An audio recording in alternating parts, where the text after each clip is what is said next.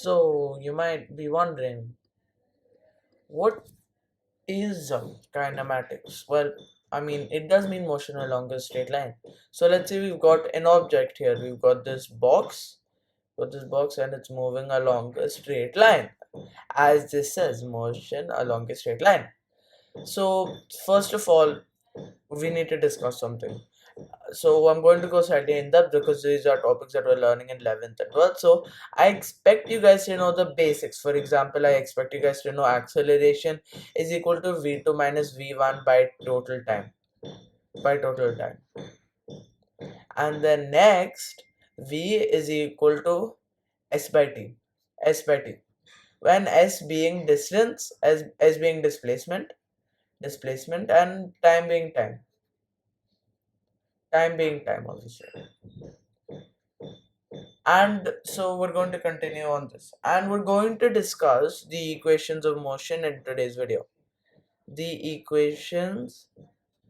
Okay, so let's continue with our object. So our object is moving in this direction, and it is starting off with some initial velocity or some v1, and we will take v1 is equal to u. Okay, v1 is equal to u. V1 is equal to u. So our initial velocity or v1 is equal to u, and then when it reaches the final point, it ends with some final velocity v2, right? And that v2 we will take as just v. So it'll just be more simpler while doing the problems, because v2 and v1, by taking v2 and v1, it might get confusing. So we'll just use two separate variables, v and u. And then next, our object is now traveling along some distance, right? Some distance, and we'll take that distance as s. We'll take the distance s. So we've got our distance as well as s, and then this entire thing is happening with some time t. It is traveling in some time, right? You can't just go from one place to another place without taking time, right? So obviously there is some time here, but we don't know that time, so let's just take it as t. And finally this object may be moving with some acceleration, right? So the velocity could be constantly increasing, right? So let's take that acceleration as a. let's take that acceleration as a let's take that acceleration as a. All right. So next, what I want you to do is I want you to substitute all of these values in the acceleration formula. A is equal to then v2, which is v1, which is u by t, because t is constant. And then what we get, at is equal to v minus u. So then we get v is equal to u plus at. V is equal to u plus at. So we got our first equation. V is equal to u plus at. So this equation means when a body is moving along a straight line, the final velocity is going to be equal to the amount of initial velocity plus acceleration into time. Distance formula is going to be, in this case, s is equal to average velocity into t for time. Now you might be wondering, what do you mean by average velocity? Well, average velocity is nothing but u plus v by 2.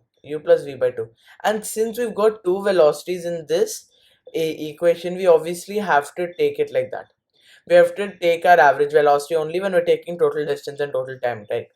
So then what we get is s is equal to ut plus vt by 2. But can't we substitute v's value? We can substitute v's value as u plus at, right? So we would get ut plus at into t by whole divided by 2, right? So then we get s is equal to ut plus ut plus at square whole divided by 2, which is then equal to 2 ut by 2 plus half ut square, half at square, half at square. So then our final velocity that we get, sorry about that, our final distance that we get. Okay, so in the end we finally get s is equal to ut plus half at square, which is nothing but the second equation of motion. So how did we get this? Because we took average velocity u plus v by 2 into t, and then we substituted v's value. So we got the second equation of motion. So next is the final equation of motion, which we're going to talk about in today's video, and I'm not going to reveal it. First of all, I just want to take the first equation again. V is equal to u plus at. Sorry, v is equal to u plus at. U plus at. And then what we're going to take is v minus u is equal to at, right? V minus u is equal to 80, simple as that. And then we want to take t is equal to v minus u by 8. T is equal to v minus u by 8. I mean, t is equal to v minus u by 8. Okay. And then I want to take the second equation of motion, which we just found out. S is equal to ut plus half at square. Huh? There is some t here. T. ये भी इधर t है. So can't we substitute t's value? Yes. So we can take s is equal to u into v minus u by a, v minus u by a plus half into a times, sorry that was the wrong bracket but it's okay, v minus u by a whole square. तो पहले ये square तो इधर आएगा और फिर ये ए गया कैंसल्ड बिकॉज ए स्क्वायर तो ये दोनों कैंसिल हो जाएगा और s is equal to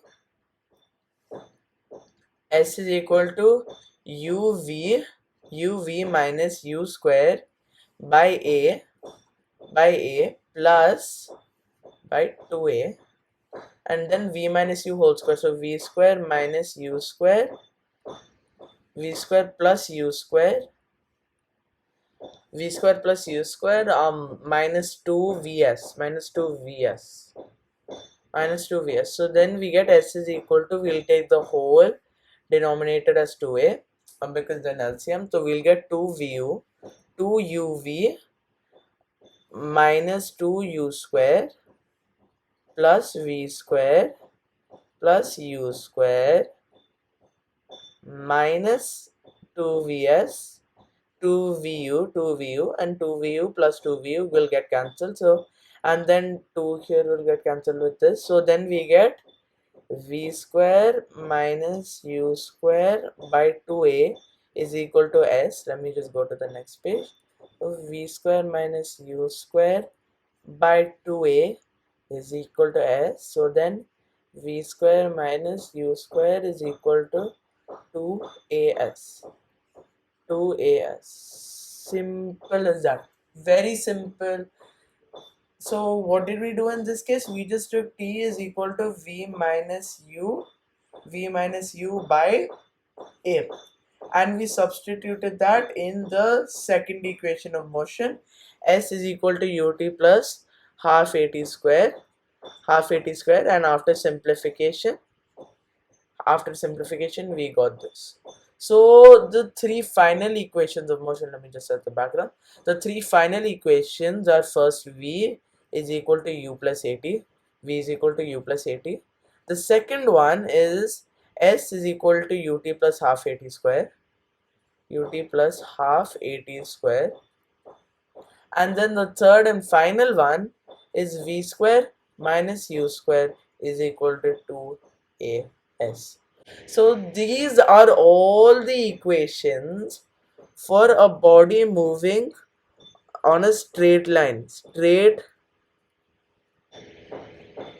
So this is for a body moving only on under a straight line. In next videos we're going to talk about a free falling body, etc. Thank you for watching this. Video.